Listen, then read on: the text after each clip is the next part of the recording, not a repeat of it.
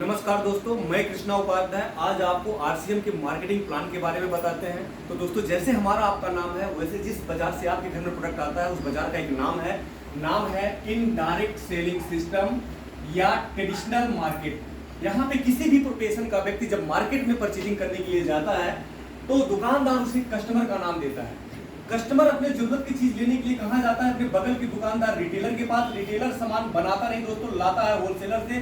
Wholesaler भी सामान को बनाता नहीं, लाता है एरिया डिस्ट्रीब्यूटर से। एरिया डिस्ट्रीब्यूटर भी सामान बनाता नहीं, लाता है सी&एफ एजेंसी से।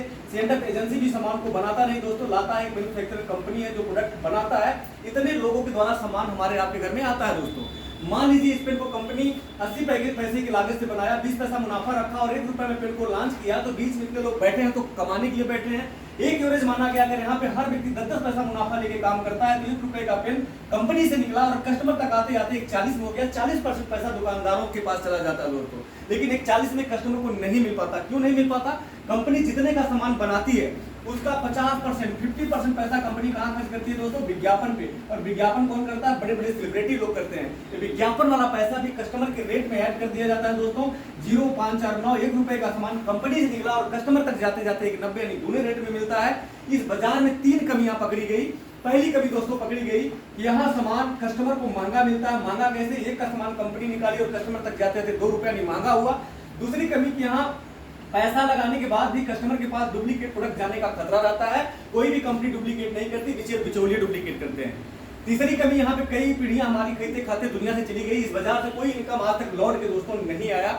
इस 3 कमियों को दूर करने के लिए आज से 70 साल पहले विदेशी अर्थशास्त्री इस बाजार को 3 भागों में बांट दिए। कस्टमर को नंबर 1 पे रखे, कंपनी को नंबर 2 पे रखे और बीच वाले और विज्ञापन वाले को नंबर 3 पे रखे दोस्तों। इस सारी व्यवस्था में कस्टमर को नंबर 1 इसलिए बताया गया, कस्टमर मेहनत करता है, मजदूरी करता है, परिश्रम करके पैसा कमाता है। उस पैसे को इस मार्केट में खर्च करता है। उसी कस्टमर के पैसे सारे दुकानदार पैसा कमाते हैं, कंपनियां पैसा कमा रही है, विज्ञापन वाले कमा रहे हैं, सब पैसा इस व्यवस्था से कमा रहे हैं। लेकिन जिसके पैसे सब लोग पैसा कमा रहे हैं उस व्यवस्था का हीरो है कस्टमर, लेकिन इनकम के माने वो जीरो है। यहाँ पे वहां के लोग बोले कि कस्टमर इस बाजार में आना बंद हो जाए तो क्या बाजार व्यवस्था चल सकता है? देखा गया नहीं चल सकता।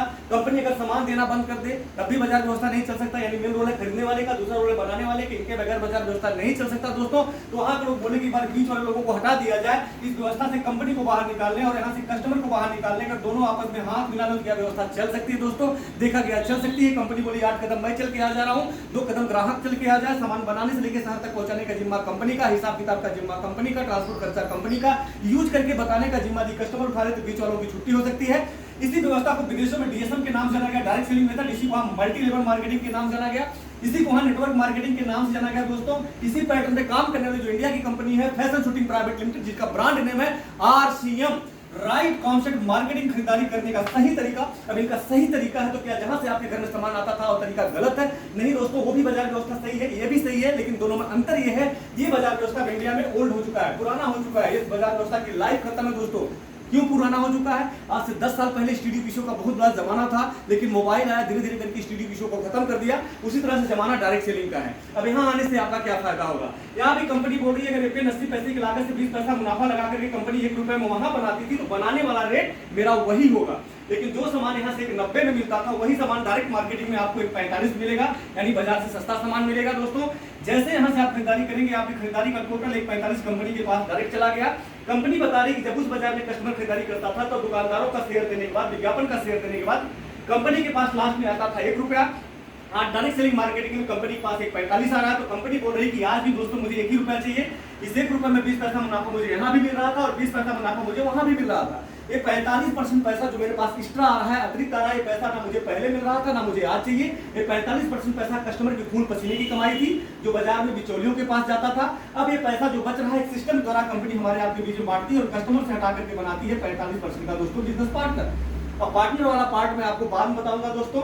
इस बाजार व्यवस्था में केवल अगर आप दुकान बदल के केवल यूजर बन के आप जिंदगी भर खाते हैं तो क्या क्या फायदा है? तो यहाँ आने के लिए आपसे रुपया पैसा नहीं लगता। आपके आधार कार्ड का फोटो, पासबुक का फोटो, नामनी का आधार कार्ड, मोबाइल नंबर लगा करके आपके यहाँ कोड बन जाता है।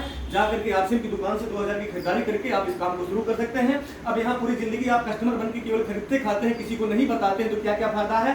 पहला फायदा, आपको बाजार में आपको एमआरपी पे सामान मिलता है दोस्तों, जबकि यहाँ पे आपको एमआरपी से 10% से आपको 20% छूट पे सामान मिलेगा, यानी बाजार से सस्ता सामान आपका हो गया, जबकि बाजार में सारा सामान एमआरपी पे मिलता है।